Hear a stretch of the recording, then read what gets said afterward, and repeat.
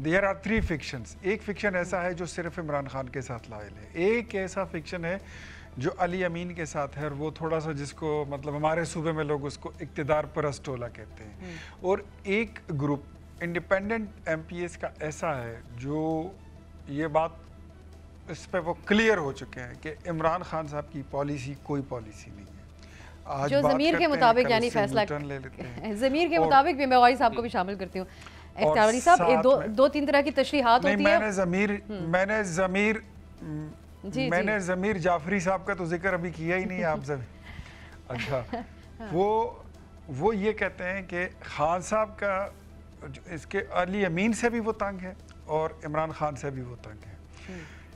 किसी भी वक्त समझ ले कि अली अमीन गंडापुर की कुर्सी 3 टांगों पे खड़ी है, 3 टांगों पे कुर्सी कितनी देर खड़ी रह सकती है, that she know very well. ये तो हम गौरी साहब से की तरफ लेके जाते हैं। गिर जाए तो फिर हम एक रुकावट मौलाना साहब है और फिर हम अपना पार्लिमानी सियासी रोल जो है वो हम तय करेंगे।